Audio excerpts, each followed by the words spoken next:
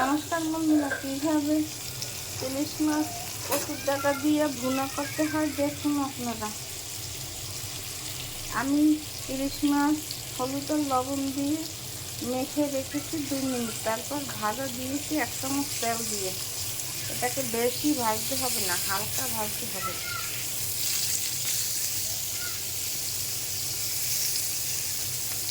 এখন ফিরিয়ে দিচ্ছি। এই যে হালকা ভাজা হয়ে গেছে, এখন তুলে নেব। 2 মিনিট পর ফিরে এসছি।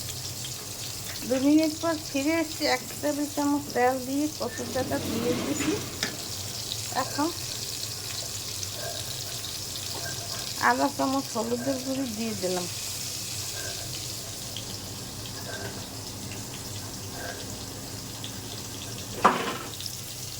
আধা চামচ লবণ দিয়ে দিলাম।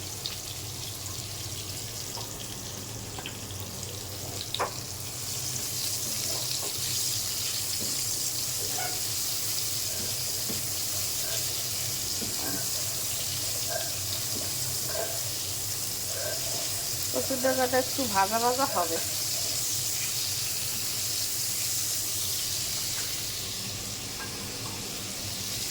কচুর ডাঁটার মধ্যে পেঁয়াজ বাটা দিয়ে দিলাম 1 টেবিল চামচ।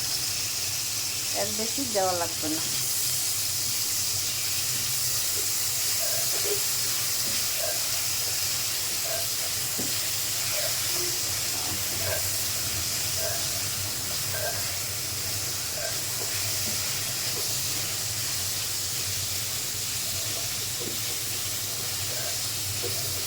পেঁয়াজ বাটা ভাজা হয়ে গেছে। এখন মাছ দিয়ে দিলাম।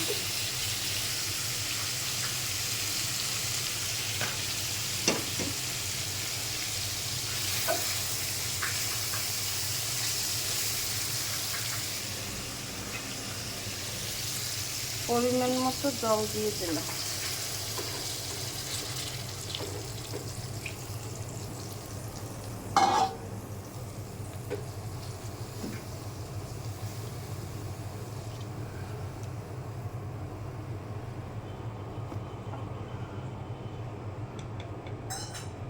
আধা চামচ মরিচের গুঁড়ি,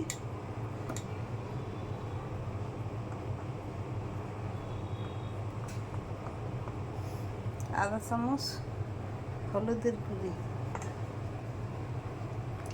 দিয়ে দিলাম। ঢাকনা দিয়ে ঢেকে দিলাম।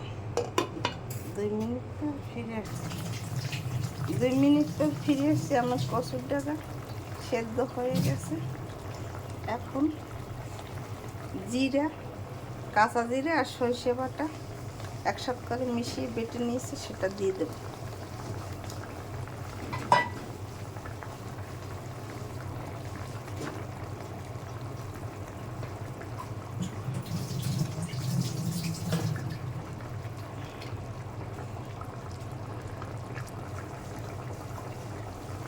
দুই মিনিট পর ফিরে আসছি। কেমন খায়?